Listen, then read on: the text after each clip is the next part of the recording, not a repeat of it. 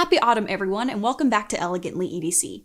The weather is starting to cool down, the leaves are changing, and with the outdoors finally being pleasant again, and not just overwhelmingly hot, this means most people are enjoying time outdoors again.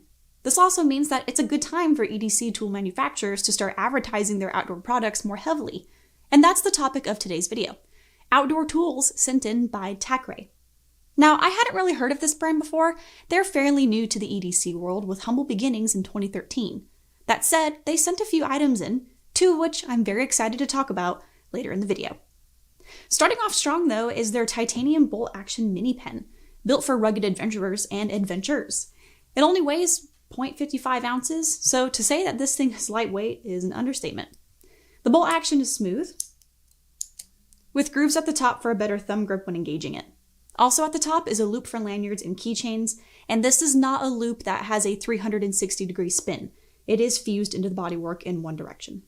The pen tip is a simple rolling ballpoint tip, and what I found is that it writes really smoothly and evenly.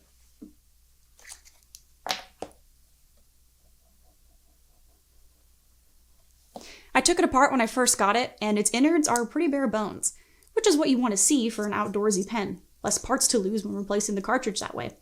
When you open it, there's only a spring and a German Lame cartridge that you can swap out when it eventually dries up. This would also be a good time to swap colors if that's something you prefer other than the standard black ink.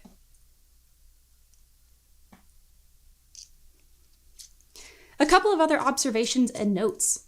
I think this pen is much better for women because of its length.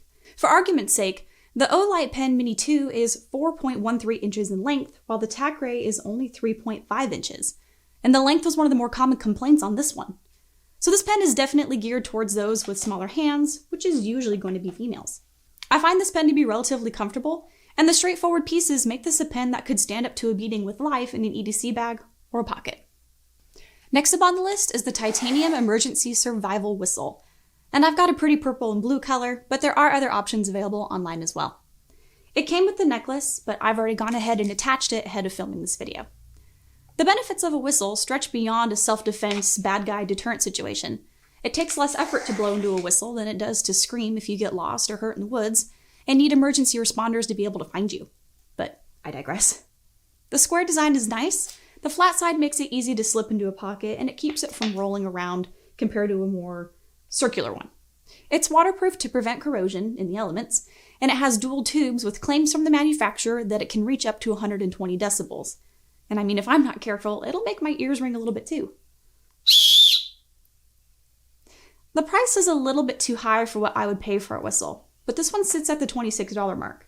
But an emergency whistle that's resistant to corrosion and sturdier than a plastic one, maybe it's priced right after all. But that's up for the market to decide.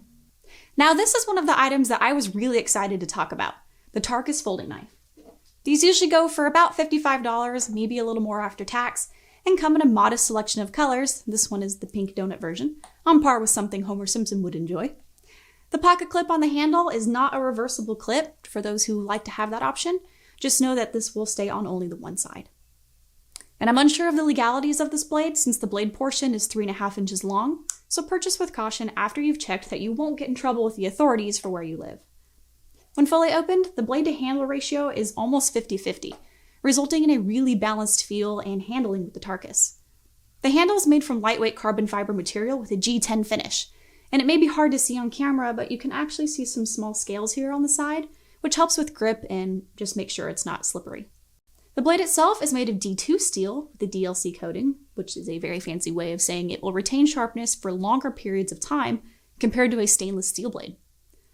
Although stainless steel is more corrosion resistant, it just depends on what you're looking for in a knife.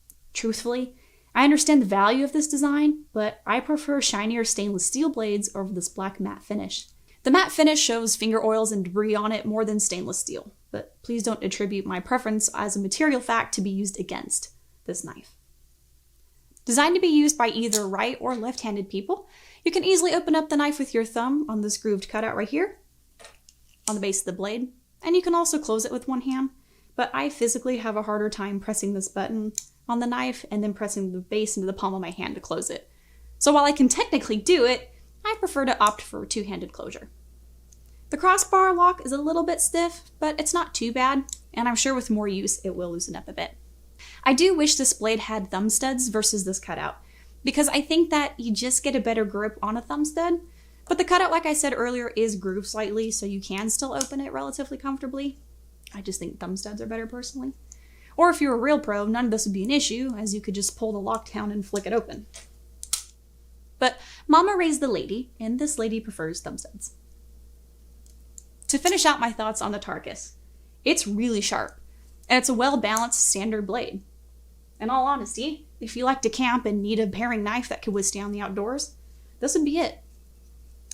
On top of just cutting rope and other things, it might be really good for instance, meal prepping and smaller tasks along those lines, and it would be a great supporting knife to the next item. This is the 10-inch folding kitchen knife, though if you need a larger one, there is a 12-inch available one as well. And a quick note on the legality: at the risk of beating a dead horse, please check with your local laws and restrictions.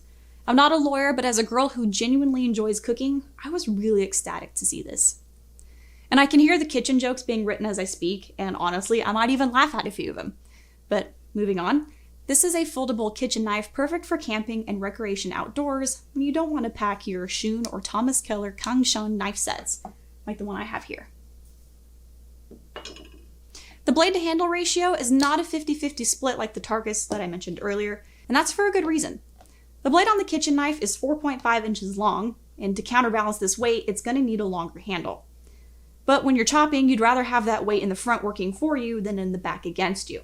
After opening it from the packaging, I gave it a quick wash with some soap and water, but I did not fully submerge it to protect the hinge. The blade can get water spots on it if you don't dry it right away, but I found that some baking soda and warm water can take those right off. I'm here in my kitchen to quickly go over the handling of the Tacray in a practical setting. Again, the blade is a bit heavier on the front, but it's not too bad when compared to the Kangshan knife that I have, or even my shoe knife that I have here on display. But as you can see, it does go through very smoothly, which is nice. It is made out of a 10CR15 MOV stainless steel, which may not mean much to most, but essentially it's a fantastic steel to use for cooking. It won't be as strong as the Damascus blade, but it will require significantly less maintenance, which is what you want in a traveling kitchen knife.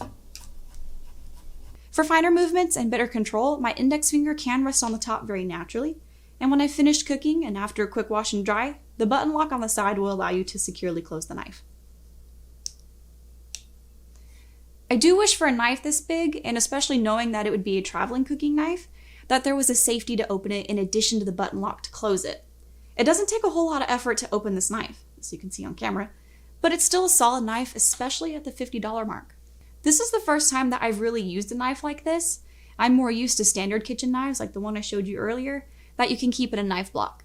But this was super fun to use, and it just felt really natural in my hand, and it felt like it could cut through just about anything. For professional chefs out there watching, if you have your 2 cents that you want to toss in the comment section, please do, as I would love to hear your thoughts on chef's knife from Tacray, especially if you use traveling chef's knives. Thanks for tuning into this episode, courtesy of Tacray. Now, if you'll excuse me, I'm off to make dinner. Cheers.